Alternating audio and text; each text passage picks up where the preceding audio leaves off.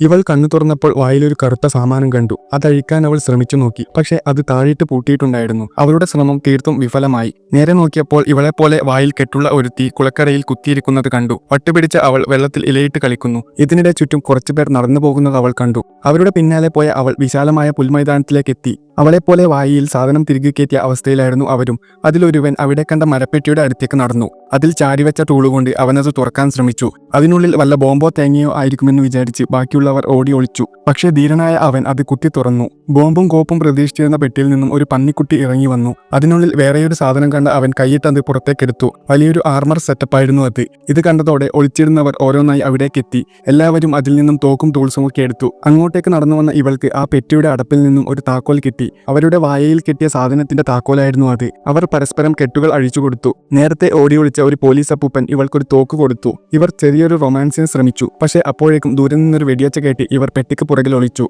രണ്ടു വാക്ക് സംസാരിക്കുന്നതിനിടയിൽ തലമണ്ടക്ക് വെടികൊണ്ട് അവൾ മരിച്ചു. അവളെ വളക്കാനിരുന്ന ഇവന്റെ കിളി പോയി. ദൂരെയുള്ള പാറയുടെ മറവിൽ നിന്നാണ് ഇവർക്ക് നേരെ വെടിവരുന്നത്. ഇതിനിടെ ധീരത കാണിച്ച പലരും വെടികൊണ്ട് വീരമൃത്യു വരിച്ചു. ഇവൻ ആ പെട്ടിയുടെ മുൻപിൽ നിന്നും ഓടി ഒരു കുഴിയുടെ അടുത്തേക്ക് എത്തി. അതിലെ ശരശയ്യയിൽ കിടക്കുന്ന പെണ്ണിന് മോട്ടിവേഷൻ കൊടുത്ത് ഇവൻ തൂക്കിയെടുത്തു. അവളെയും രക്ഷിച്ച് ഹീറോ ആയി നടന്നു പോകുമ്പോൾ അവൻ ചെറുതായിട്ടൊന്നു മൈനിൽ കാലുവെച്ചു.